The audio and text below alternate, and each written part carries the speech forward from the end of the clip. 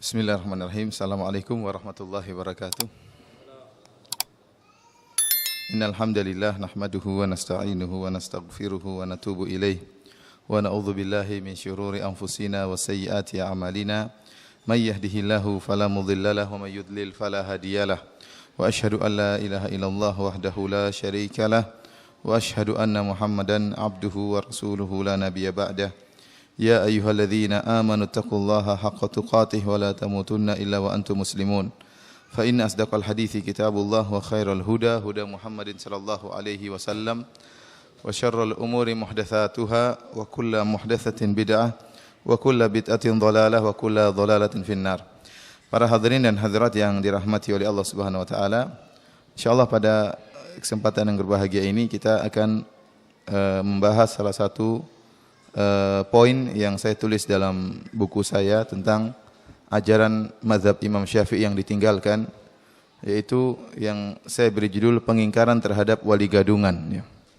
Karena kita tahu bahwasanya di negeri kita timbul banyak sekali fenomena tentang wali, banyak orang-orang yang dianggap sebagai wali, ya, namun pada hakikatnya mereka bukan wali Allah Subhanahu wa taala. Mereka melakukan pelanggaran-pelanggaran, mereka terjerumus dalam kemaksiatan-kemaksiatan, mereka menyimpang dalam masalah akidah namun dianggap sebagai wali Allah Subhanahu wa taala. Pada hakikatnya orang-orang seperti ini merupakan wali-wali syaitan, ya, penolong-penolong syaitan dan bukan wali-wali Allah Subhanahu wa taala. Padahal telah jauh-jauh Al-Imam Asy-Syafi'i rahimahullahu taala telah mengingatkan bagaimana kriteria seorang bisa dikatakan sebagai wali. Saya nukilkan perkataan Imam Syafi'i rahimahullah sebagaimana dinukil oleh Al-Hafidz Ibnu Katsir rahimahullahu dalam tafsirnya. Beliau berkata, "Wa qad qala Yunus bin Abdul A'la qultu li Syafi'i." Dan Yunus bin Abdul A'la, muridnya Imam Syafi'i, pernah berkata, aku berkata kepada Al-Imam Syafi'i, "Kana Al-Laitsu ibnu Sa'ad yaqul, idza ra'aitumur rajula yamshi 'alal ma' fala taqtarru bihi hatta ta'ridu amrahu 'alal kitabi wa sunnah." Laits bin Sa'ad, seorang muhaddis, pernah berkata, jika engkau melihat seorang lelaki berjalan di atas air, maka janganlah kau terpedaya dengan dia sampai kau menimbang perkaranya di atas Al-Qur'an dan sunnah. Faqala Syafi'i, ini perkataan Yunus bin Abdul A'la, muridnya kepada Imam Syafi'i, pada gurunya. Kata dia, wahai guruku, wahai Syafi'i, saya mendengar Laits bin Sa'ad mengatakan, kalau kau melihat ada orang berjalan di atas air, maka jangan dulu kau terpedaya sampai kau timbang amalannya di atas Al-Quran dan Sunnah. Faqala Syafi'i, ternyata Imam Syafi'i menimpali perkataan muridnya tersebut. Kata Imam Syafi'i, qassara Laits rahimahullah. Laits masih kurang omongannya. Bal idza ra'aitumur rajula yamshi 'alal ma' wa yatiru fil hawa. Kata dia, bahkan bukan cuma berjalan di atas air, bahkan kalau kau lihat sang lelaki tersebut terbang di atas udara, bukan cuma jalan di atas air. Kata Imam Syafi'i, masih kurang aneh kalau hanya sekedar jalan di atas air. Bahkan kalau kau melihat dia terbang di atas udara, fala taqtarru bihi, maka janganlah kalian terpedaya dengan dia, hatta ta'ridu amrahu 'alal kitabi wa sunnah, sampai kau timbang perkaranya di atas Al-Quran dan Sunnah. Ya, ini dinukil oleh Al-Hafidz Ibnu Katsir, perkataan Imam Syafi'i. Dan kita tahu Al-Hafidz Ibnu Katsir adalah ulama bermadzhab Syafi'i. Ulama bermadzhab Syafi'i, jadi dia mengenal betul perkataan-perkataan ulama Syafi'iyah. Dan nukilan ini bukan cuma terdapat dalam tafsir Ibnu Katsir, namun juga dinukil oleh Ibnu Abi Hatim dengan sanadnya dalam kitab Adabus Syafi'i wa Manaqibuhu halaman 184. Para hadirin dan hadirat yang dirahmati oleh Allah Subhanahu wa taala, kenyataan yang ada di tanah air kita yang dianggap wali adalah orang yang memiliki karomah-karomah dalam artian khusus. Ya. Karomah diartikan dengan kesaktian, dengan keajaiban-keajaiban, ya, bahwasanya seorang wali kalau tidak memiliki karomah maka bukanlah wali. Seorang wali harus mendatangkan bukti bahwasanya dia seorang wali, seperti dia misalnya tadi bisa berjalan di atas air, bisa masuk dalam api dalam keadaan tidak terbakar, atau mungkin bisa terbang di atas udara, maka ini disebut dengan wali, ya. Padahal Al-Qur'an tidak pernah menyatakan hal demikian. Hadis-hadis Nabi juga tidak pernah menyatakan demikian. Oleh karenanya yang menjadikan seorang itu wali atau bukan, maka yang dilihat adalah amalannya, bukan keajaibannya. Yang dilihat adalah amalannya, apakah sesuai dengan Al-Quran dan Sunnah atau tidak. Jika ternyata amalannya sesuai dengan Al-Quran dan Sunnah, maka dia adalah seorang wali. Saya nukilkan juga perkataan Al-Hafidh Ibnu Hajar Al-Asqalani ya, dalam kitabnya Fathul Bari jilid ke-7 halaman 383, penukilan yang indah. Dia mengatakan tentang kondisi orang awam di zaman beliau dan tidak jauh beda, bahkan sekarang lebih parah. Kata beliau, "Annal ladzi istaqarra indal 'amah anna kharqal 'adah yadullu ala anna man waqa'a lahu dzalik min awliyaillah." Kata dia, sesungguhnya yang terpatri di kalangan orang awam bahwasanya keajaiban atau kesaktian menunjukkan barang siapa yang melakukan kesaktian tersebut maka dia termasuk wali-wali Allah. Wa huwa ghalatun mimman yaquluhu, dan ini merupakan kesalahan bagi orang yang mengatakan hal ini. Jadi kata dia, ini yang terpatri yang dianggap oleh orang-orang awam, barang siapa yang bisa melakukan kharqul adah, kesaktian-kesaktian, keajaiban-keajaiban, maka dia wali Allah. Kata Ibnu Hajar dan dia juga ulama Syafi'iyah, ini keliru. Kata dia, wa huwa ghalatun mimman yaquluhu. Ini termasuk kesalahan dari orang yang berpendapat dengan pendapat ini. Fa innal khariqa qad yadhhar ala yadil mubtil. Kenapa? Karena kesaktian dan keajaiban bisa saja nampak pada orang yang di atas kebatilan. Min sahirin, seperti penyihir, penyihir juga sakti. Wa kahinin, dukun juga sakti. Wa rahibin, pendeta juga sakti, kadang-kadang sakti. Fayahtaju man yastadillu bidzalik ala wilayati awliyaillahi ta'ala ila fariq. Kalau begitu, barang siapa yang ingin tahu wali Allah, maka tidak bisa dijadikan dalil kesaktian. Karena kesaktian bisa saja atau keajaiban bisa saja muncul dari wali-wali Allah dan bisa saja juga muncul dari orang-orang yang di atas kebatilan seperti penyihir, dukun dan yang lainnya. Maka itu bukan pembeda. Jadi faktor yang menentukan seorang wali atau bukanlah kesaktian, Maka butuh adanya pembeda penentu yang lain. Wa aula ma dzakaruhu an yukhtabar halu man waqa'a lahu dzalik fa in kana mutamassikan bil awamir syar'iyyah wan nawahi kana dzalika alamata wilayatihi wa man la fala wabillahi taufik. Kata dia, oleh karenanya yang pembeda atau penentu yang paling utama yang disebutkan oleh para ulama, harus diuji ini kondisi orang ini. Harus dilihat kondisi orang ini. Yang muncul kesaktian darinya harus diuji. Kalau memang kita dapati dia adalah orang yang berpegang teguh dengan perintah-perintah Allah dan menjauhi larangan-larangan Allah, maka itu merupakan tanda kewaliannya. Tetapi jika ternyata dia tidak taat kepada Allah, jauh dari perintah-perintah Allah, melanggar larangan-larangan Allah, maka fala, kata Al-Hafidz Ibnu Hajar, maka dia bukan wali Allah Subhanahu wa taala. Jadi intinya untuk menentukan wali atau bukanlah kesaktian. Ini pendapat orang awam. Kata siapa? Kata Al-Hafidz Ibnu Hajar. Ini merupakan kesalahan. Tadi telah kita nukilkan perkataan Imam Syafi'i, sekarang kita nukilkan perkataan Hafidz Ibnu Hajar, dan juga perkataan Imam Syafi'i dinukil oleh Al-Hafidz Ibnu Katsir rahimahullah. Semuanya bermuara pada kewalian ditentukan dengan apakah orang tersebut berpegang teguh dengan Al-Quran dan Sunnah. Kalau dia berpegang teguh dengan Al-Quran dan Sunnah, maka dia wali Allah Subhanahu wa ta'ala. Sekarang kita berbicara tentang hakikat wali. Wali yang sesuai dengan kriteria Al-Quran dan Sunnah itu seperti apa? Wali diambil dari lafal al-walayah yang merupakan lawan dari al-adawah. Adapun arti al-walayah adalah al-mahabbah. Jadi bukan wilayah, wali dari al-walayah. Al-walayah artinya al-mahabbah, kecintaan, dan juga artinya al-qarbu, yaitu kedekatan. Lawannya adalah al-adawah dan al-bughdhu, ya, artinya kebencian, dan al-bu'du, yaitu kejauhan. Oleh karena yang disebut dengan wali Allah adalah orang yang mencintai Allah dan dekat dengannya. Orang ini yang dikatakan wali Allah, yang mencintai Allah dan dekat dengan Allah Subhanahu wa taala, memiliki sifat-sifat, kriteria-kriteria. Apa saja kriteria-kriteria tersebut akan kita sebutkan ya sekarang. Di antaranya yang pertama, seorang dikatakan wali, ia harus ittiba, mengikuti Nabi sallallahu alaihi wasallam, menjalankan perintah Nabi sallallahu alaihi wasallam dan menjauhi larangan-larangan Nabi sallallahu alaihi wasallam. Dalilnya firman Allah Subhanahu wa taala, "Qul in kuntum tuhibbunallaha fattabi'uni." Jadi kita katakan al-wali dari al-walayah. Al-walayah artinya mencintai. Berarti seluruh dalil yang menunjukkan orang mencintai Allah itulah dalil kewalian. Di antaranya Allah berfirman, "Qul in kuntum tuhibbunallah." Kalau kalian benar cinta kepada Allah, artinya kalau benar kalian wali Allah, fattabi'uni, maka ikutilah aku. Ini dalil bahwasanya seorang wali harus ittiba, mengikuti Nabi sallallahu alaihi wasallam. Yuhibbukumullah, maka niscaya Allah akan mencintai kalian. Wa yaghfir lakum dzunubakum, dan akan mengampuni dosa-dosa kalian. Wallahu ghafurur rahim. Sifat yang kedua, wali harus bersifat lembut kepada kaum muslimin dan keras kepada orang-orang kafir, serta berjihad di jalan Allah Subhanahu wa taala. Tidak takut dengan celaan orang-orang yang mencela. Dalilnya firman Allah Subhanahu wa taala surat Al-Maidah ayat 54. Allah berfirman, "Ya ayyuhalladzina amanu may yartadda minkum an dinihi fasawfa ya'tillahu biqaumin yuhibbuhum wa yuhibbuna." Wahai orang-orang yang beriman, barang siapa yang murtad di antara kalian dari agamanya, maka Allah akan mendatangkan suatu kaum yang Allah mencintai mereka dan mereka mencintai Allah. Dan kita katakan tadi al-walayah maknanya apa? Mahabbah. Wali artinya kecintaan.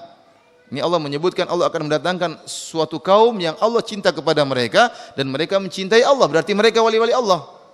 Apa sifat-sifat mereka? Adzillatin 'alal mu'minin, lemah lembut terhadap orang-orang beriman, aizzatin 'alal kafirin, dan keras terhadap orang-orang kafir. Yujahiduna fi sabilillah, mereka berjihad di jalan Allah Subhanahu wa taala, wala yakhafuna laumata laim, dan mereka tidak takut dengan celaan orang-orang yang mencela. Maka kalau ada sebagian orang dianggap sebagai wali Allah Subhanahu wa taala, sementara dia sangat dekat dengan orang-orang kafir, sementara mengejek orang-orang Islam, ya, maka ini bukan wali Allah Subhanahu wa taala.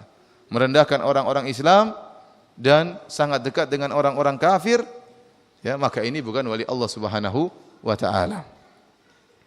Kemudian ciri yang ketiga, beriman dan takwa, dan ini ciri utama, ya, ciri utama.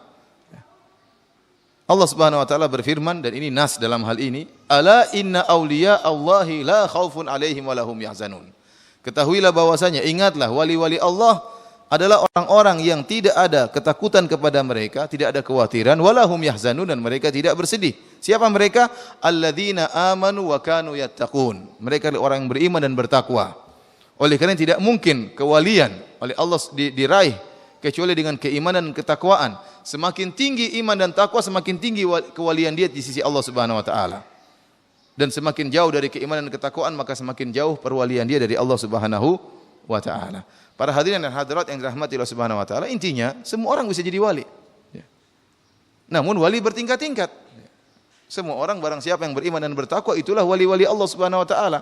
Sejauh mana dia keimanannya semakin tinggi, sejauh mana ketakwaannya semakin tinggi, maka semakin tinggi kewalian dia di sisi Allah Subhanahu wa taala, dan semakin jauh maka semakin jauh pula kewalian dia di sisi Allah Subhanahu wa taala.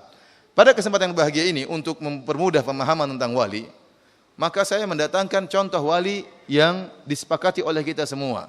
Wali yang sangat sakti, dialah Umar bin Khattab radhiyallahu taala anhu. Gampang. Dia wali atau bukan? Wali. Dia sakti atau tidak Umar bin Khattab? Sakti atau tidak? Nanti kita sebutkan Umar bin Khattab sakti. Karena orang identiknya dengan apa? Orang identiknya dengan kesaktian. Kita ingin sebenarnya semuanya wali. Abu Bakar, Umar, Utsman, Ali, semuanya wali. Namun karena pandangan masyarakat namanya yang wali harus sakti, maka mau tidak mau kita datangkan contoh Umar bin Khattab sebagai wali yang sakti.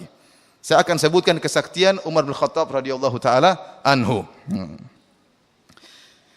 Rasulullah SAW bersabda tentang Umar bin Khattab radhiyallahu taala anhu, "Qad kana fima qablakum minal umami nasun muhaddatsun."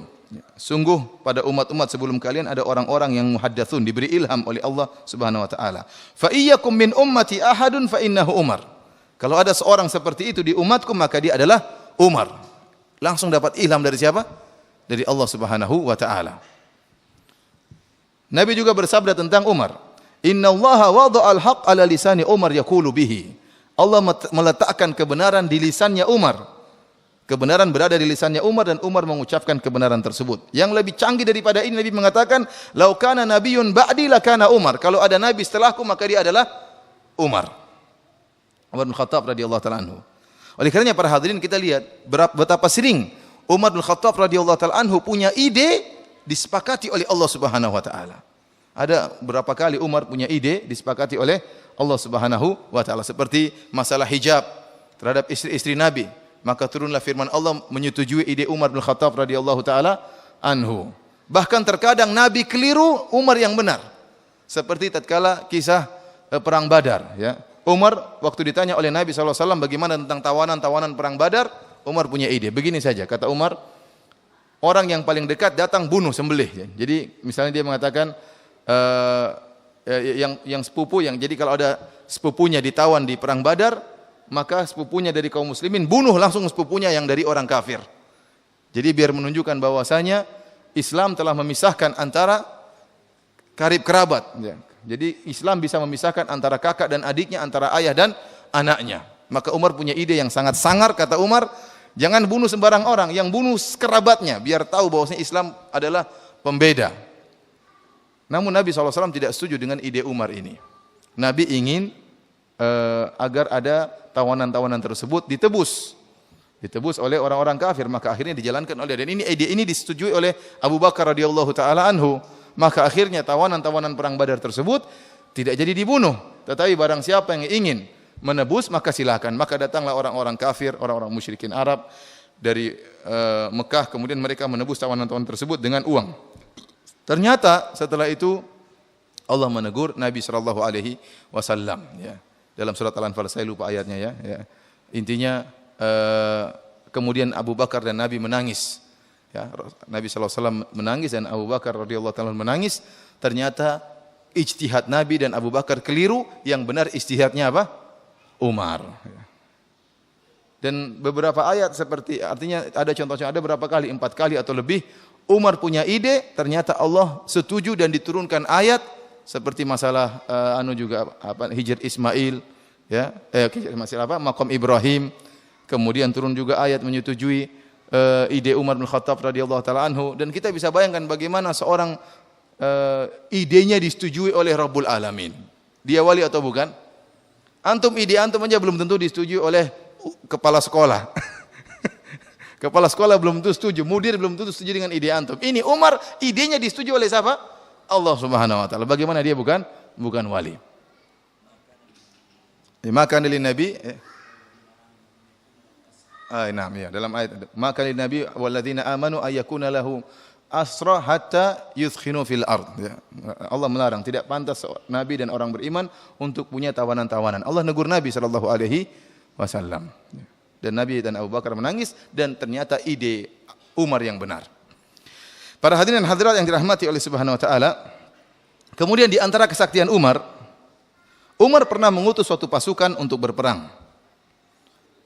Dalam perjalanan sebulan perjalanan, ya jauh lah zaman dahulu, sebulan perjalanan dengan onta, ya jauh. Kemudian tatkala mereka berperang, Umar lagi sedang khutbah, di tengah khutbah tiba-tiba Umar berteriak di hadapan orang-orang, "Ya Sariyata al-Jabalu, ya Sariyatu al-Jabal." Kata Umar bin Khattab mengatakan, "Wahai Sariyah al-Jabala, hendaknya engkau mendekati ke gunung." Rupanya mereka yang jauh tersebut mendengar ada suara teriakan. Rupanya mereka dalam keadaan genting. Allah menjadikan Umar melihat kondisi mereka dalam keadaan genting. Kalau mereka tidak berlindung ke gunung, mereka bakalan kalah. Maka Umar berteriak seketika itu pula di atas mimbar, "Ya Sariyatu al-Jabala, wahai Sariyah, hendaknya kau bawa pasukanmu." Sariyah adalah nama pemimpin mereka. "Hendaknya kau bawa pasukanmu ke arah gunung." Akhirnya mereka dengar ada suara tersebut, mereka jalankan. Kemudian mereka menang. Ini sakti atau tidak? Tidak pakai telepon, ke gunung, enggak. Ini langsung kelihatan, langsung teriak, suaranya kedengaran. Zaman dahulu belum ada telepon, belum ada mikrofon, ya. Ini sakti atau tidak? Sakti atau tidak? Sakti lah, masa enggak sakti. Ini sakti. Sekarang kita bicara Umar yang super sakti. Kemudian di antara kesaktian Umar, ya, beliau ini bukan cuma ditakuti oleh orang-orang kafir. Umar jelas ditakuti oleh orang kafir. Kata siapa namanya? Ibnu Mas'ud, ya. Beliau mengatakan, "Mazilna a'izza mundu aslama Umar." Kami kaum muslimin menjadi jaya, menjadi kokoh setelah Umar masuk Islam. Dahulu para sahabat, waktu mereka masuk Islam di awal Islam, mereka tidak berani sholat di Masjidil Haram, tidak berani. Dilarang oleh orang kafir. Begitu Umar masuk Islam, mereka bebas sholat di Masjidil Haram. Kenapa orang-orang kafir takut sama Umar? Mau melarang lawan saya. Umar badannya tinggi, tegap, besar. Sama dengan Khalid ibn Walid. Badannya juga besar. Sampai orang-orang terkadang kalau lihat Khalid ibn Walid dari jauh disangka itu Umar. Karena mereka ini mirip, badannya tinggi dan sama-sama besar. Ya. Badan besar itu pengaruh, ya. Saya pernah lihat waktu di Mekah, ini cerita aja, waktu lagi naik mobil, Tahu-tahu ada orang di mobil, ada orang di depannya apa namanya? Menahan. Jadi dia bel-bel, orangnya nggak keluar-keluar. Bel-bel nggak keluar-keluar, ternyata orang yang mobil di badannya besar sekali. Kalau badannya gede dia takut, langsung pergi ya. Dikira yang supir di belakang badannya kecil. Ternyata begitu keluar, wow badannya gede, langsung ya udah, afwan. Kalau kecil mungkin diomelin, tapi nggak berani. Jadi Umar badannya besar, dan besarnya badan pengaruh membuat orang-orang kafir takut. Ternyata Umar bukan cuma ditakuti oleh manusia, setan-setan pun takut. Kata Nabi SAW, ya Ibn al-Khattab, wahai Ibn al-Khattab, walladhi nafsi biyadihi, demi Allah yang jiwaku berada di tangannya. Malaqiyaka syaitanu qad salikan fajjan illa salaka fajjan ghayra fajjik. Kata Nabi SAW, tidak satu setan pun yang melihat kau menempuh satu jalan, kecuali setan akan lari cari jalan yang lain. Kalau kita, setan ingin dekati kita, kita goda itu, si fulan itu goda. Setan pada mendekat ingin goda. Ini Umar, setan kabur semua. Sakti atau tidak? Ya akhi, sakti. Ada orang kemasukan, Umar datang lari jinnya semua. Makanya kalau ada orang kemasukan sihir, santet, nggak usah baca-baca, datang Umar, setan kabur semua, sembuh langsung. Kenapa? Setan takut sama Umar. Ini saktinya luar biasa. Ya. Sementara kalau kita, setan bukan takut, setan malah mendekat, ingin menggoda. Oleh karenanya para hadirin rahmatillah subhanahu wa ta'ala, maka tidak diragukan bahwasanya Umar bin Khattab radhiyallahu ta'ala adalah salah satu sosok yang sakti, yang hidup di zaman Nabi Shallallahu Alaihi Wasallam dengan tazkiyah dan rekomendasi dari Nabi Shallallahu Alaihi Wasallam. Akan tetapi, Umar meskipun beliau sakti, beliau tidak maksum. Ini kesalahan dari masyarakat yang ada di sekitar di kita. Terkadang mengatakan namanya wali tidak boleh salah. Seakan-akan kemaksuman merupakan syarat kewalian. Jadi kalau ada seorang sudah dicap wali kemudian salah, maka batalah kewalian dia. Ini oleh karenanya masyarakat kita dapati terkadang membela membabi buta. Karena ada seorang sudah dia predikatkan wali, maka meskipun orang itu salah maka dibela terus. Kenapa? Kalau sampai dikatakan dia salah maka walinya batal. Ini tidak benar. Tidak benar. Oleh karenanya kita dapati ada seorang kiai dianggap wali. Padahal kiai ini kadang masuk bar, kemudian minum bir, kemudian minum bir. Kita bilang itu wali kok minum bir, itu haram. Dia bilang itu kan menurut kamu haram. Tapi waktu birnya masuk ke lehernya langsung jadi air putih. Ini mereka bilang demikian. Langsung masuk air putih. Subhanallah, dari mana seperti ini? Kalau jadi air putih kenapa mabok? Jadi semuanya mereka takwil karena mereka bilang itu menurut pandanganmu. Adapun menurut mereka itu halal. Mereka mengatakan ada wali, ada seorang ya masih hidup sekarang, terkenal. Ya, waktu saya ke salah satu kota di Pekalongan diceritakan ada seorang sangat terkenal, namun dia tidak pernah sholat Jumat. Tidak pernah sholat Jumat. Namanya orang kan harus sholat Jumat. Ditanya di mana dia? Dia sholat Jumatnya di Mekah. Sholat Jumatnya di mana? Di Mekah. Teman-teman cerita, akhirnya ada sebagian ikhwan yang dia ngeyel, ingin tahu ini benar ke Mekah atau tidak ini. Katanya sholat Jumatnya, karena sholat Jumat tidak muncul, ditanya kemana, sholat Jumatnya di Mekah. Akhirnya mereka ini tidak sholat Jumat pada waktu sholat Jumat, ingin bertamu di rumah wali ini. Maka datanglah mereka di rumah wali tersebut, mereka ketuk pintunya, ternyata sang wali lagi main orgen. Hari Jumat ini dia main apa? Orgen. Katanya ke Mekah, kok main orgen? Oh, ruhnya ke Mekah, badannya main orgen. Ada saja jawabannya. Dan ini cerita konyol sejak dulu. Jadi kata mereka, kemana si fulan? Sampai saya sebut nukil dari internet ya tentang masalah itu. Jadi orang ini dikatakan dia pas sholat Jumat hilang. Tahu-tahu begitu sholat Jumat dia datang dengan bawa korma dari Mekah, dengan bawa makanan-makanan dari Mekah yang tidak ada di tempat tersebut. Kenapa ditanya, di mana kamu? Saya sholat Jumat di Mekah. Padahal di Mekah belum sholat Jumat. Kalau kita jam 12 ini di Mekah masih jam 8, orang imamnya masih tidur. Bagaimana dia sholat Jumat di Mekah? Beda antara Mekah dengan kita berapa jam? 4 jam. Kalau di sini malah 5 jam. Makanya kalau di sini sholat Jumat, di sana orang masih tidur. Orang Arab Saudi masih tidur. Bagaimana dikatakan dia sholat Jumat? Namun orang-orang dulu mudah diperdaya, dibodoh-bodohin. Dia tahu-tahu hilang bawa korma, ya korma mungkin setan yang ngambilkan. Padahal di Mekah belum sholat Jumat. Namun demikianlah. Intinya saya katakan mereka orang-orang awam menganggap namanya wali harus maksum, tidak boleh apa? Tidak boleh salah. Dan ini akidahnya orang-orang Syiah. Dan ini akidah yang berbahaya. Saya ulangi, akidah meyakini ada yang maksum selain Nabi itu akidah berbahaya. Akidah yang diadopsi dari orang-orang Syiah, dan ini keistimewaan orang Syiah. Asalnya ini adalah akidahnya orang Syiah meyakini ada yang maksum selain Nabi Muhammad SAW. Kenapa saya katakan ini akidah yang berbahaya? Karena konsekuensi dari akidah ini sangat berbahaya. Kita tahu bahwasanya Imam Malik mengatakan, kullun yu'khadhu min qawlihi wa yurad ila sahib hadzal qabr. Setiap orang boleh diambil perkataannya dan boleh ditolak perkataannya kecuali Muhammad sallallahu alaihi wasallam. Kenapa Nabi Muhammad apa artinya Nabi Muhammad dikatakan maksum? Artinya seorang dikatakan maksum, artinya perkataannya enggak boleh salah dan perbuatannya enggak boleh salah.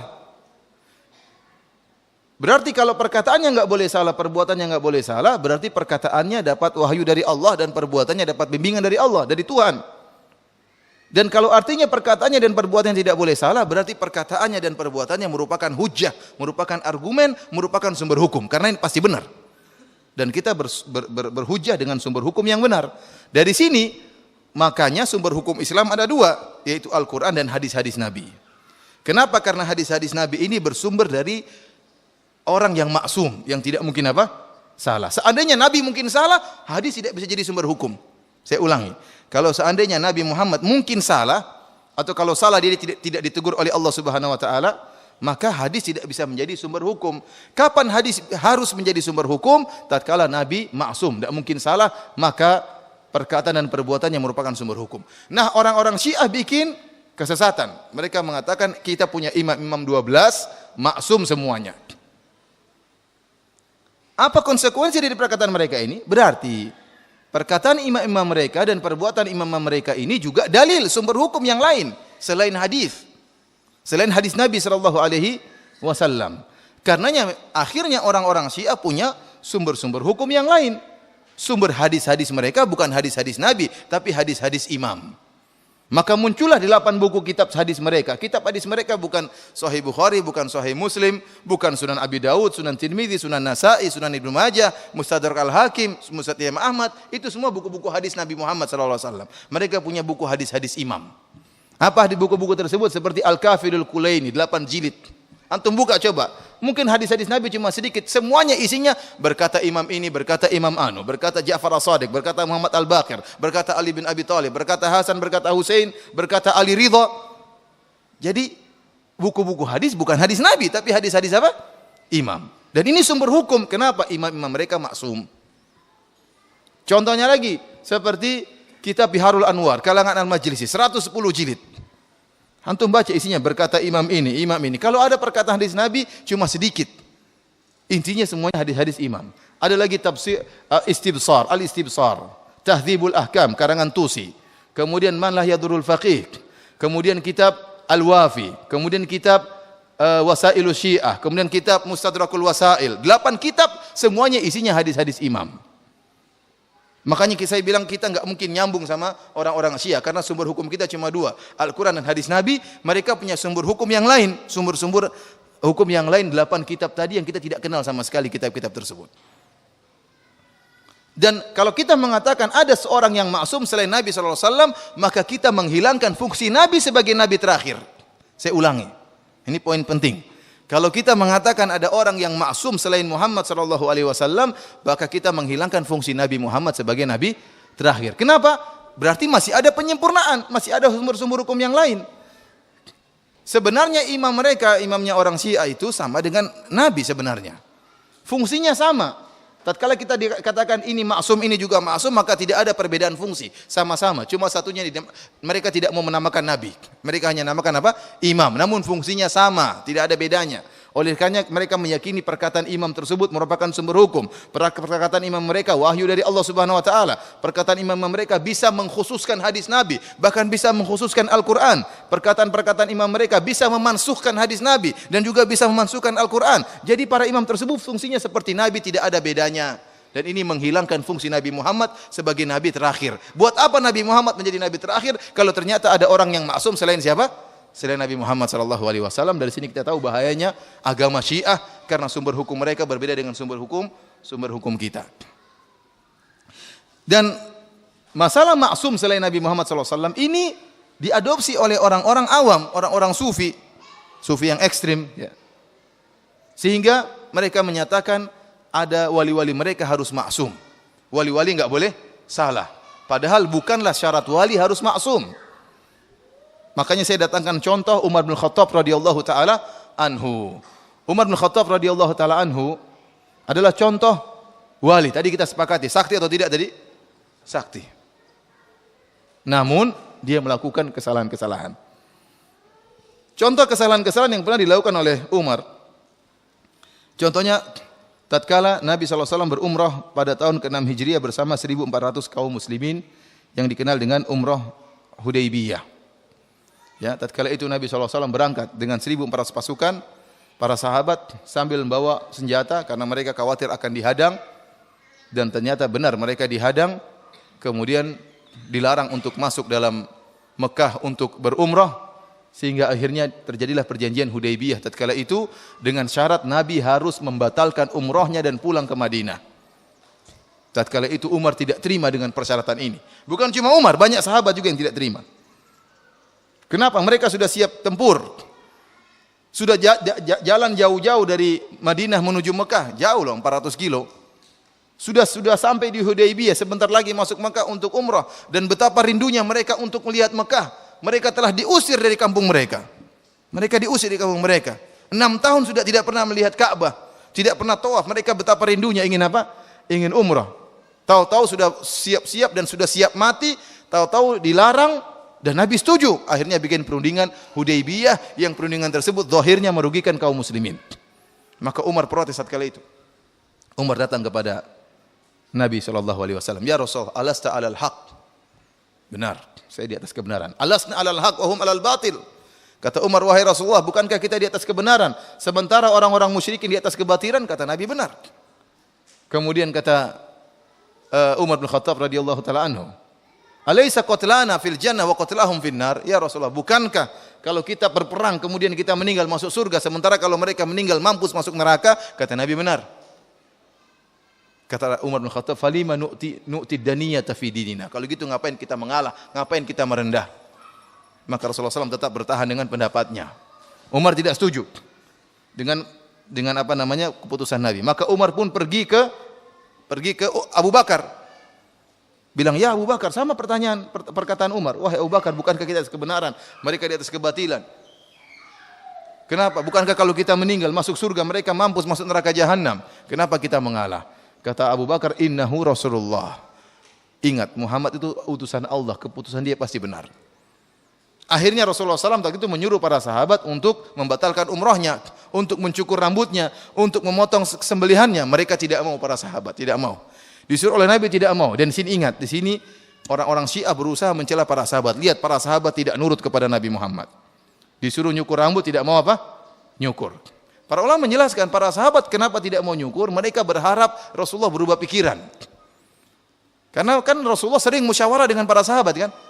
Rasulullah SAW sering musyawarah, sekarang mereka kasih pendapat mereka, siapa tahu Nabi berubah pikiran sehingga mereka tidak mau. Jangan dulu, siapa tahu Nabi berubah pikiran. Akhirnya Nabi pun sedih waktu itu, maka Nabi ketemu dengan Ummu Salamah mengatakan, kau cukur aja rambutmu.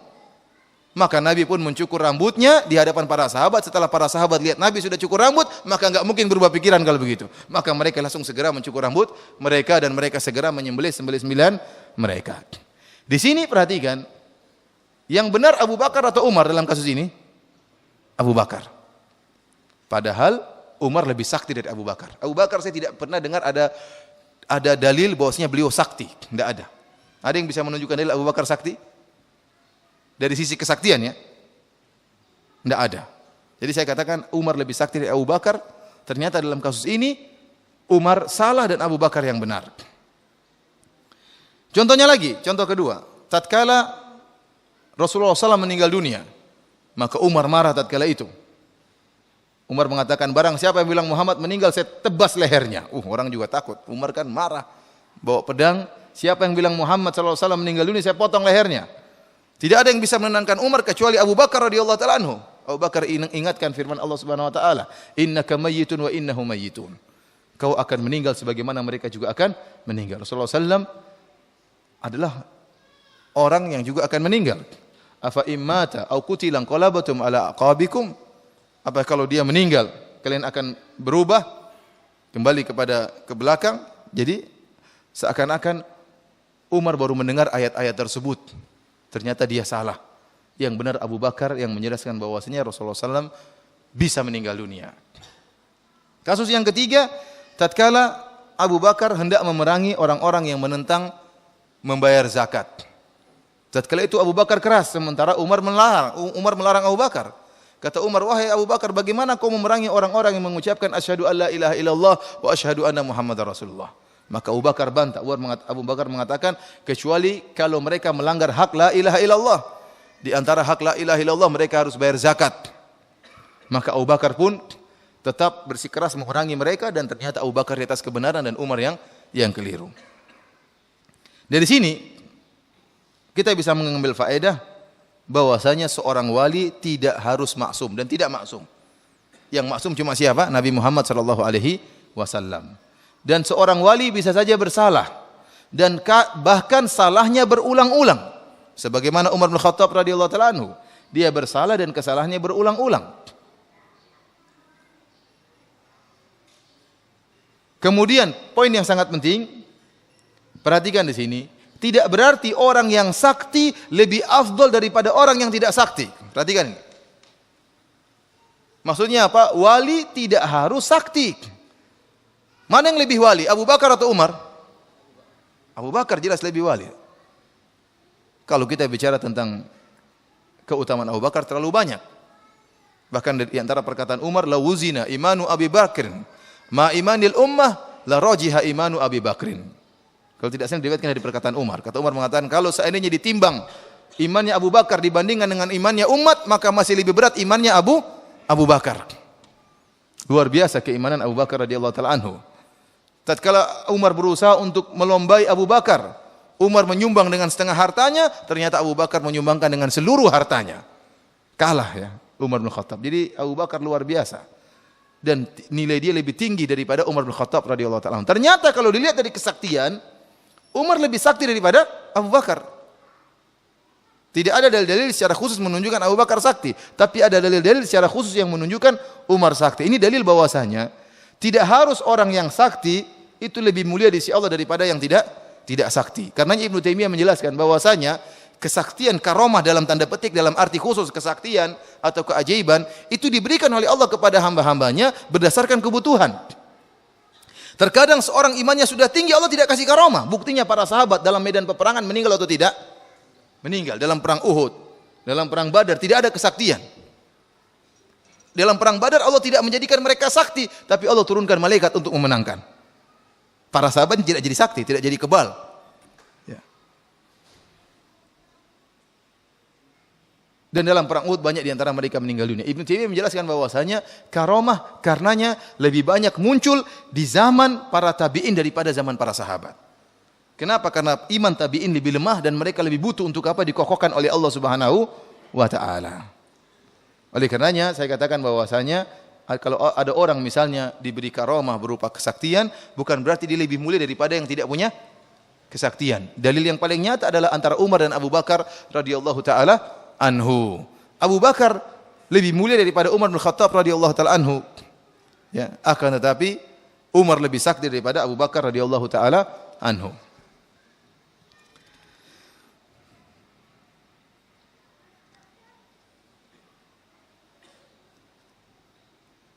Kemudian di antara faedah yang bisa kita ambil, saya bacakan saja dari buku saya ini ya.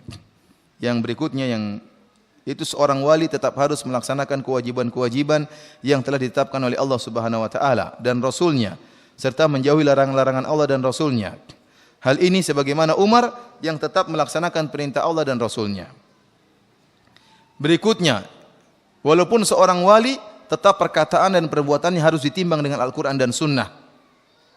Umar adalah seorang wali namun perkataannya ditimbang kembali kepada perkataan Nabi, ayat dan hadis. Oleh karena tatkala Umar mengatakan siapa yang bilang Muhammad mati akan saya penggal lehernya, kita tidak terima perkataan Umar meskipun dia wali. Tapi kita timbang dengan ayat, ternyata ayat mengatakan Nabi Muhammad bisa meninggal dunia.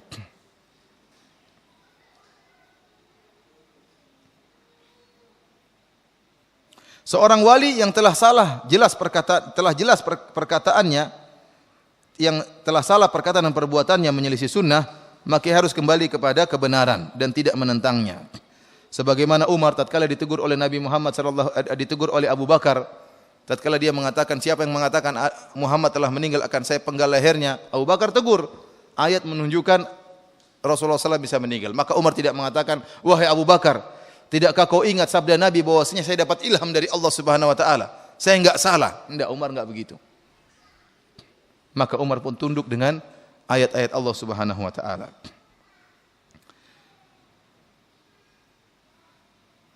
Seorang wali harus mematuhi syariat Muhammad sallallahu alaihi wasallam. Ini perkara yang sangat penting yang pernah saya bahas dalam masalah pertemuan antara Nabi Musa dengan Nabi Khadir. Sering orang-orang sufiah yang ekstrim menjadikan dalil bahwasanya wali bisa keluar dari syariat Nabi. Dengan dalil Khadir keluar dari syariat siapa? Nabi Musa alaihissalam. Ini pendalil yang sangat berbahaya. Ini adalah orang-orang zindik. Orang-orang zindik. Oleh karenanya sampai-sampai Ibnu Hajar menulis buku khusus tentang masalah ini. Antara hakikat Nabi Khadir alaihissalam, dan dia mengatakan perkataan pertama yang menghilangkan banyaknya kezindikan adalah menyatakan Khadir adalah seorang nabi bukan wali. Ini pendapat yang dipilih oleh Ibnu Hajar, pendapat yang dipilih oleh Al-Hafidz Ibnu Katsir, dan Ibnu Katsir membantah pendapat yang mengatakan Khadir adalah wali dalam tafsirnya, dalam juga kitab Al-Bidayah wa Nihayah. Ya. Karena kalau orang menganggap Khadir wali, ada sebagian ulama Ahlus Sunnah yang menganggap Khadir itu wali. Namun tidak melazimkan bahwasanya Khadir itu wali, dia keluar dari syariat Nabi Musa. Karena asalnya Nabi Musa diutus kepada Bani Israel, tidak diutus kepada Khadir. Khadir kan kaum yang lain. Adapun makanya waktu ketemu antara Khadir dengan Nabi Musa, Khadir bertanya, "Siapa kau?" Kata Nabi Musa, "Saya Musa." Maka Khadir berkata, "Kau Musanya Bani Israel." Artinya Musa itu banyak ya.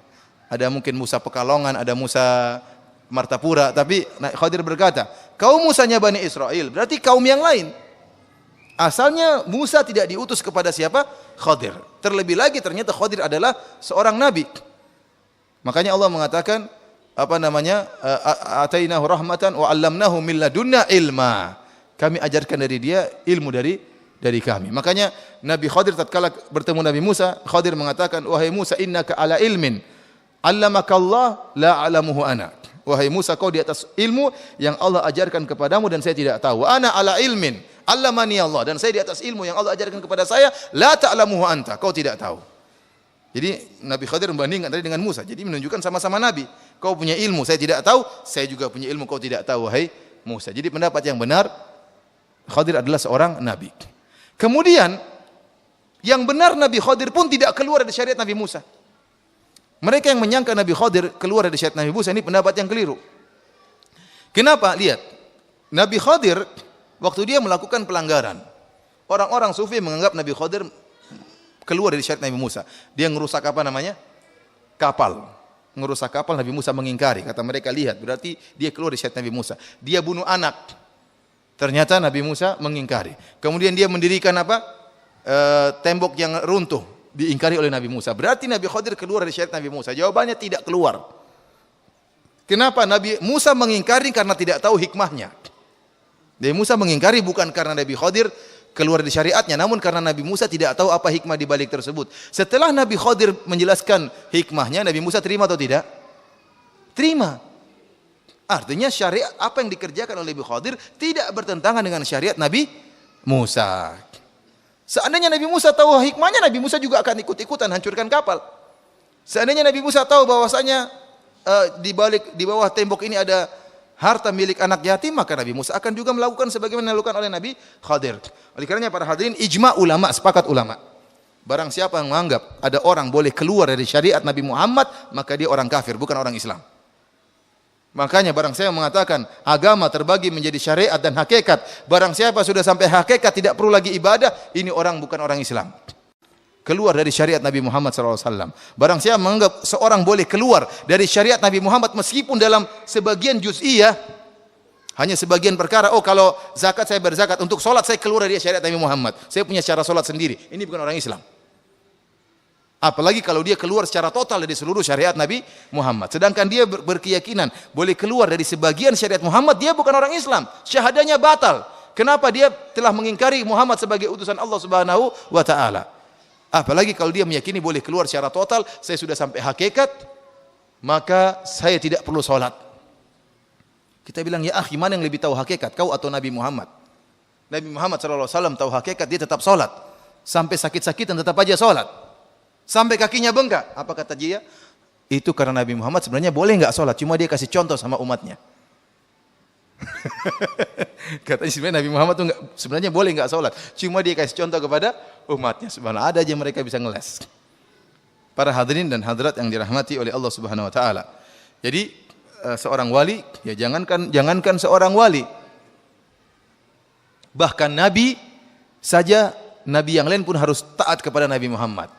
Makanya Nabi SAW mengatakan dalam hadis yang sahih, walau kana Musa hayyan ma wasi'ahu illa tibai. Kata Nabi SAW, seandainya Nabi Musa masih hidup, maka tidak boleh bagi dia kecuali dia harus jadi pengikutku.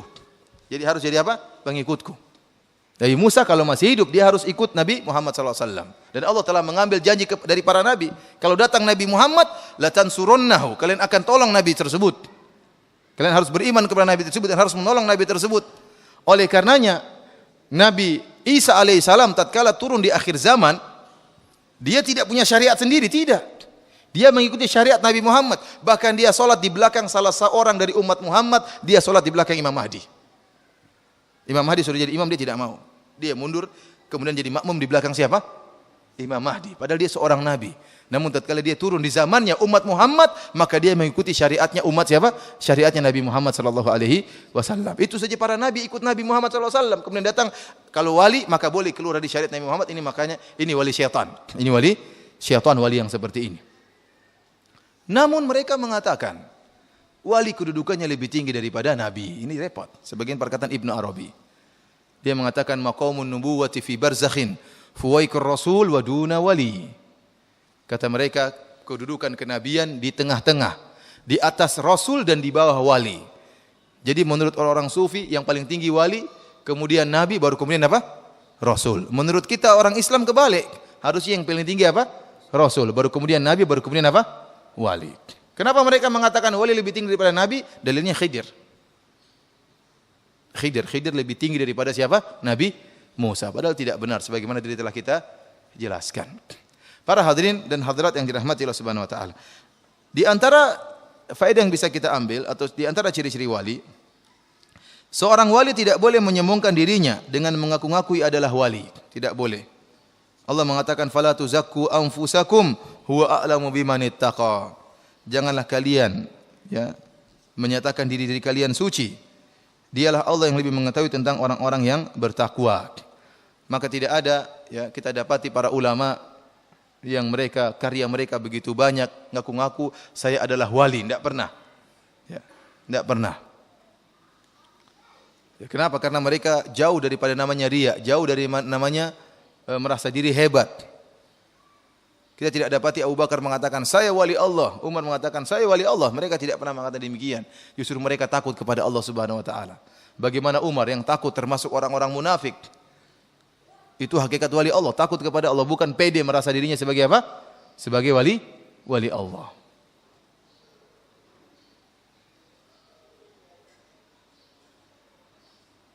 Kemudian di antara faedah yang bisa kita ambil, bahwasanya bukan termasuk syarat wali Allah harus punya karomah. Saya katakan, karomah dalam tanda petik, saya sering ulang-ulang ini, karomah dalam arti kesaktian.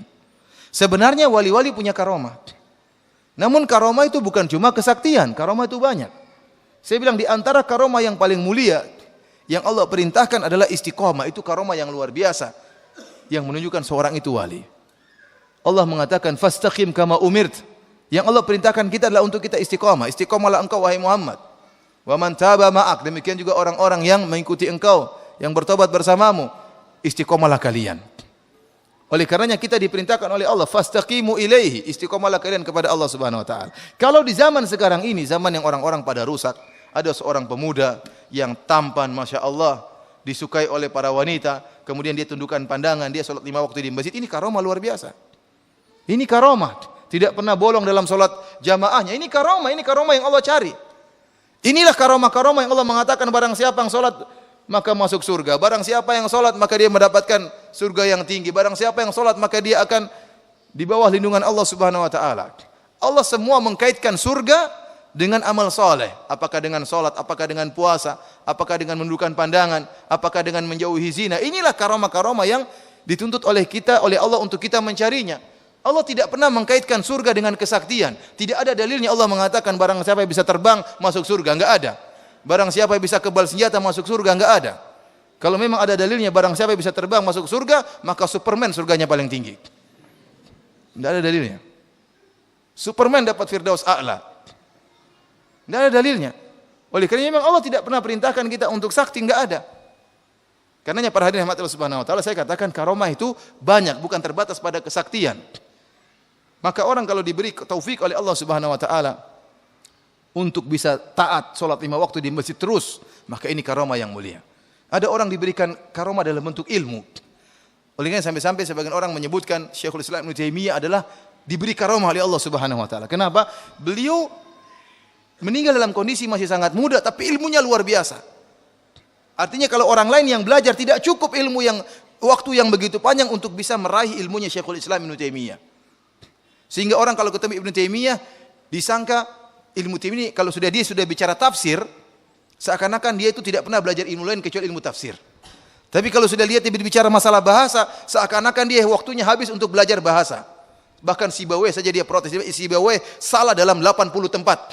Sibawayh dia protes sama Ibnu Taimiyah. Sampai terjadi gesekan sama Abu Hayyan Al-Andalusi. Gara-gara Sibawayh yang sangat diagungkan oleh Abu Hayyan diprotes oleh Ibnu Taimiyah rahimahullahu ta'ala. Kemudian kalau dia sudah berbicara hadis, seakan-akan dia tidak pernah belajar ilmu lain kecuali ilmu hadis. Kenapa? Ilmunya sangat luar biasa. Sampai sekarang, terakhir saya tatkala menulis risalah ilmiah, waktu tulisan saya S2 tentang Ajwibatu Syekhul Islam Ibnu Taimiyah, jawaban Ibnu Taimiyah tentang syubhat-syubhat yang dilontarkan oleh para penolak sifat, itu sudah risalah yang ke-170. Artinya antum tahu satu risalah seperti risalah saya 700 halaman. Ini tentang satu bagian dari ilmu Ibnu Taimiyah. Apalagi 170 risalah tentang fikihnya, tentang qaidul fikihiyahnya, tentang usul fikihnya, tentang akidahnya, tentang ininya, tentang sampai 170 risalah. Siapa yang tidak ada ulama yang wallahu alam saya tidak tahu ada ulama lain seperti ini. Kalau orang belajar tentang Ibnu Hajar paling tentang mungkin usul fikihnya, tentang fikihnya tidak sampai 170 risalah. Kenapa? Karena setiap ilmunya Ibnu Taimiyah menakjubkan. Sampai-sampai sebagian ulama, sebagian masyayikh mengatakan ilmunya Ibnu Taimiyah ini karomah. Karomah di luar dari kebiasaan. Di luar dari apa?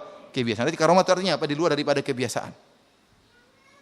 Maksud saya karomah itu banyak. Makanya kalau ada orang di zaman sekarang ini menundukkan pandangan, enggak pernah lihat yang haram-haram, ini karomah. Karomah ini. Kok bisa dia menundukkan pandangan di zaman seperti ini? Ini karomah. Wali ya, wali asli. Wali. Oleh karena para hadirin rahmati Allah Subhanahu wa taala, kita katakan bukan termasuk syarat seorang wali yaitu harus punya kesaktian, tidak. Tidak harus. Karena kesaktian memang tidak pernah Allah katakan sebagai bukti kewalian, tidak ada. Ya. Allah terkadang berikan tatkala seorang membutuhkan tersebut. Dan tidak mesti orang itu kalau wali harus sakti. Para hadirin rahmati Allah Subhanahu wa taala. Kemudian di antara faedah yang bisa kita ambil, wali-wali Allah tidak memiliki ciri-ciri yang khusus pada perkara-perkara yang mubah. Jadi wali-wali Allah cirinya ketakwaan, bukan pada jenis pakaian. Jadi wali Allah harus pakai sorban hijau misalnya, ini wali Allah. Kalau sorbannya apa? Hijau. Wali Allah harus pakai pakaian suf misalnya. Wali Allah harus jalan pakai tongkat, ya. Enggak ada dalilnya, enggak ada dalilnya. Saya pernah ketemu ada orang di Masjid Nabawi pakai tongkat. Masih muda, kalau udah tua sih enggak jadi masalah. Masih muda pakai tongkat. Kemudian tasbihnya, kemudian sorbannya. Saya bilang, "Ya akhi, ente masih muda, kenapa pakai tongkat?" Nabi Musa pakai tongkat. Ya kita kan zamannya Nabi Muhammad sallallahu alaihi wasallam ya. Dia punya dalil Nabi Musa apa dia mengatakan waliya fiha ma'aribu ukhra. Nabi Musa punya tongkat ada banyak keperluan, ya, ada banyak keperluan. Ya. Kalau kamu juga gembala kambing enggak apa-apa pakai tongkat. Cari makanan buat kambing, enggak kamu jalan-jalan di hotel pakai tongkat masih muda. Ya. Kecuali kalau sakit kakinya ya. Karena dia meyakini itu ibadah, ini tanda-tanda wali. Dia bilang tanda-tanda wali tidak ada berkaitan dengan apa? Dengan suatu yang di luar ibadah. Tanda-tanda wali berkaitan dengan keimanan dan ketakwaan. Maka bukan seorang wali tidak boleh misalnya tidak boleh gini, tidak boleh pakai pakaian ini. Ini tidak ada dalilnya semua ini. Enggak ada dalilnya.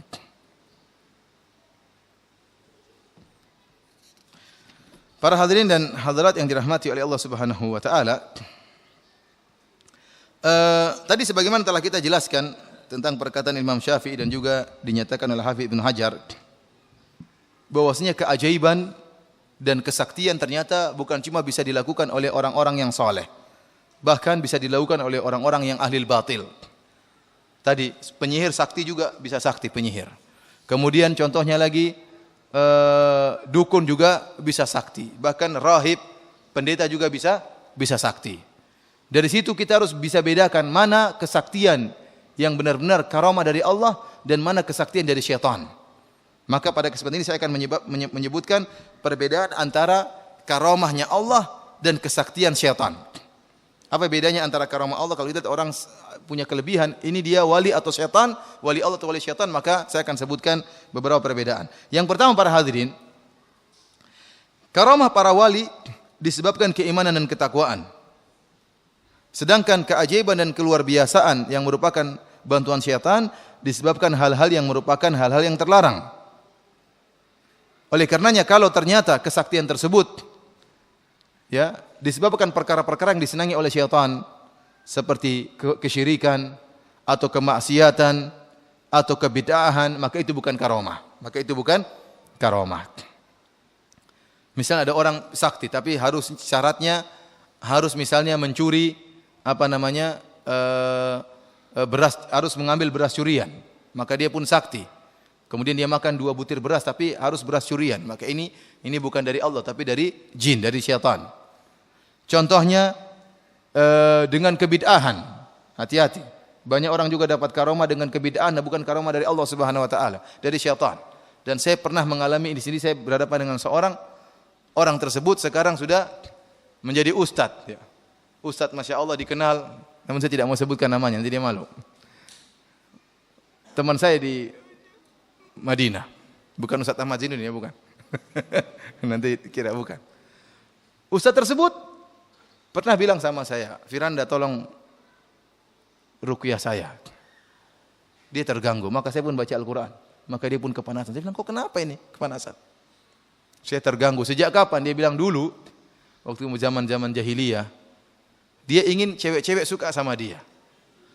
Maka dia pun baca surat Yusuf. Supaya kan Nabi Yusuf kan tampan kan?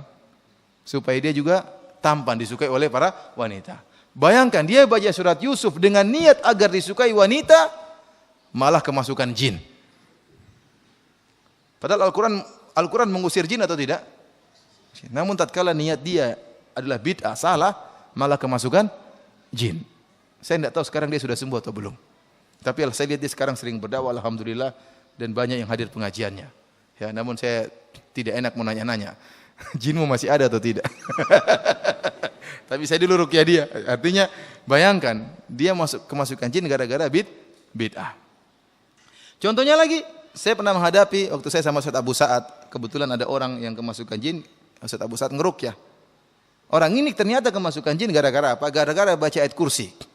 Ayat kursi yang harusnya mengusir jin, dia baca, ada dalam buku dia baca, barang saya baca ayat kursi dalam waktu 7 hari 7.000 kali, kalau nggak salah 700 kali, saya lupa. Maka akan begini-begini. Ternyata dia baca sampai pada titik terakhir malah kemasukan jin. Kenapa? Karena itu bid'ah yang dia lakukan. Sehingga banyak orang yang punya kesaktian dengan zikir-zikir khusus. Ini zikir-zikir bid'ah ini akan mendatangkan jin. Kalau ada orang dat sakti gara-gara baca misalnya apa tertentu, yakinlah itu dalam dirinya ada jin. Baca Quran dia akan kepanasan. Makanya saya katakan, kesaktian-kesaktian tersebut terkadang diperoleh dengan kesyirikan, terkadang dengan kemaksiatan, ya, terkadang dengan apa? Kebid'ahan. Ini semua dicintai oleh syaitan dan bisa mendatangkan kesaktian. Adapun karamah yang asli tidak perlu begitu-begitu. Yang penting bertakwa, salat malam, maka tiba-tiba Allah berikan karamah. Yang kedua, di antara perbedaan antara karamah dengan ilmu sihir, karamah tidak bisa dibatalkan dengan bacaan apa saja, tidak bisa dilawan.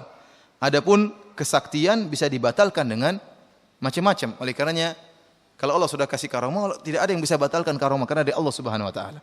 Tapi kalau ilmu bisa dibatalkan, bisa kalah. Ilmu itu bisa kalah. Makanya saya dulu sering hadir acara akrobat. Misalnya anaknya dimasukkan dalam box, dalam karton, kemudian ditusuk pakai apa? Pedang. Ditusuk, ternyata tidak mati.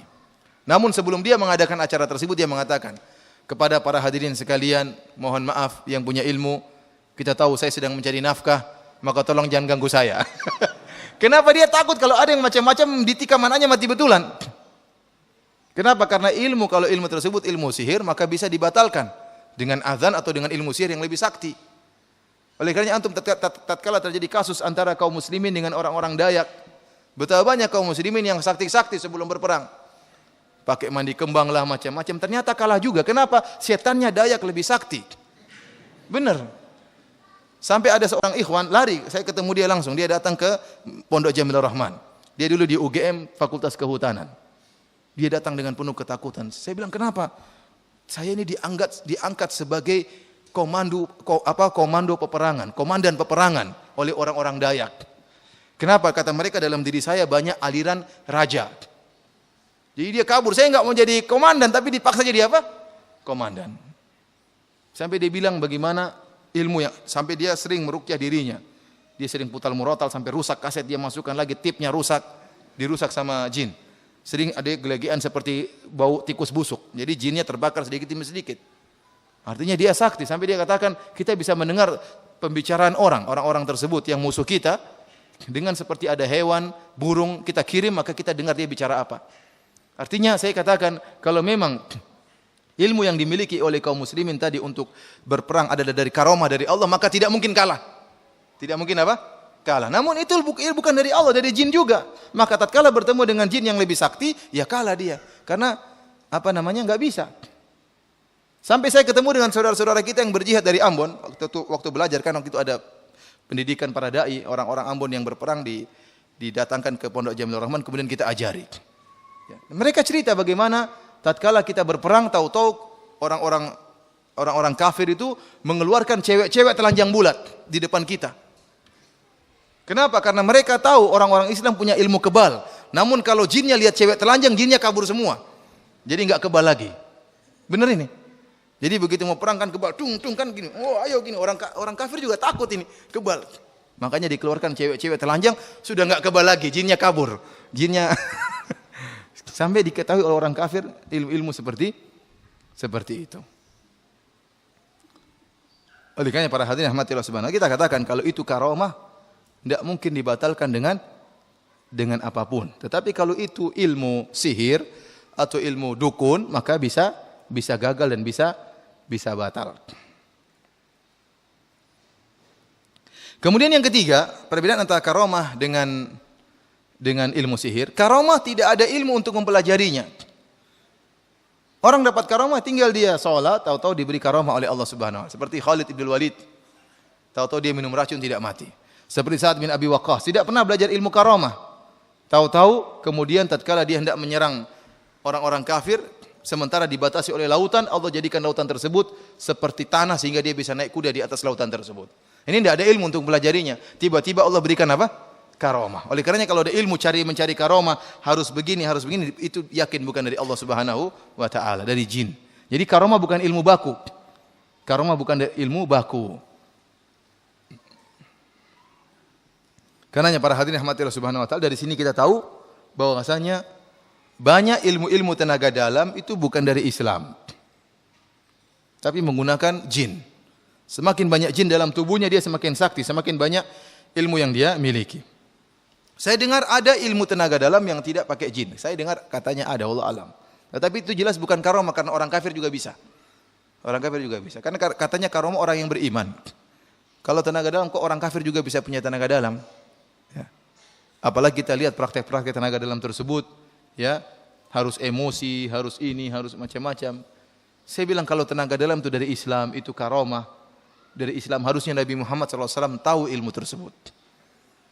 Kita tanya sama mereka, kamu bilang ini ilmu tenaga dalam dari Islam, Nabi tahu enggak?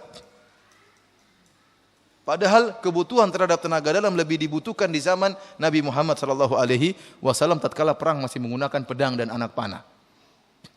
Kenapa Nabi tidak tahu? Kenapa tidak ada diriwayatkan Abu Bakar kemudian begini-begini depan orang musyrikin, orang ketemu Abu Bakar sakti.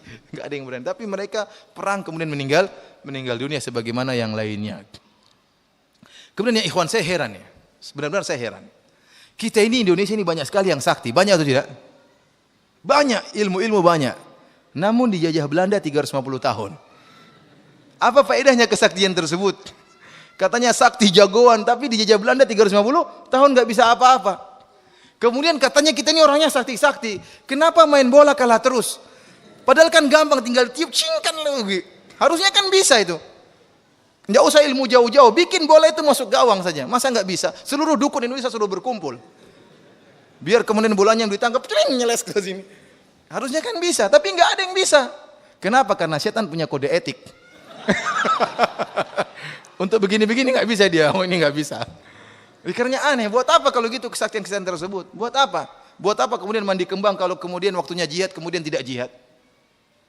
Malah kemudian mungkin menjaga gereja, menjaga apa faedahnya kalau begitu sakti-sakti? Buat apa?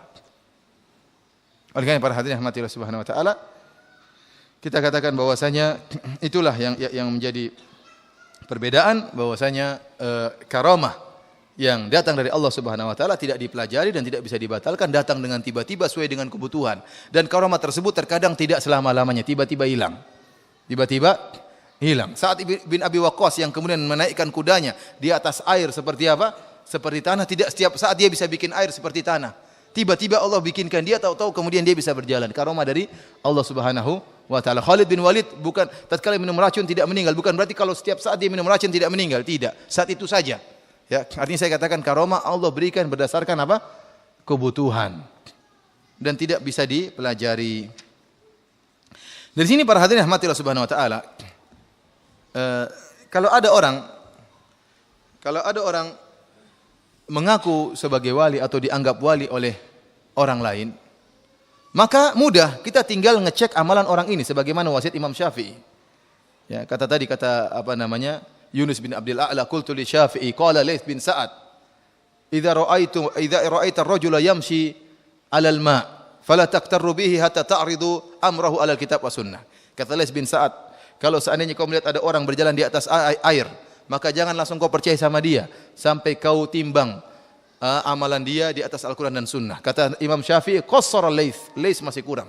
Hatta idza ra'aitum ar-rajul yamshi 'alal hawa, bahkan meskipun kalian melihat sang lelaki tersebut terbang di udara, fala taktarru bihi, jangan kalian percaya sama dia, hatta ta'ridu amalahu aw amrahu 'alal kitab was sunnah, sampai kau timbang perkara dia di atas Al-Quran dan Sunnah. Kita terapkan kaidah Imam Syafi'i ini, kaidah yang sangat agung.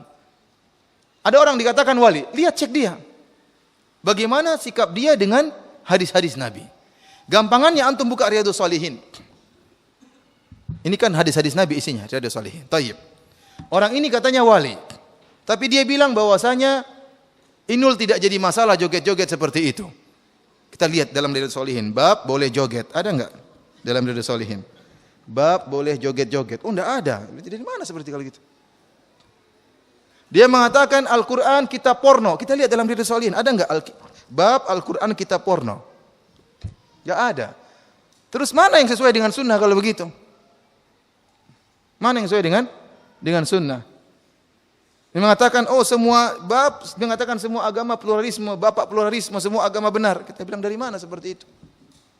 Jadi caranya mudah. Kalau ada orang dikatakan wali, tinggal kumpulkan pernyataan dia, kumpulkan perbuatan dia, kemudian kita timbang dengan Al-Quran dan Sunnah Nabi SAW. Ambil dari Riyadhus Shalihin, kita cek. Kalau ternyata enggak ada, berarti itu bukan wali Allah Subhanahu wa ta'ala. Perkaranya mudah. Begitu saja.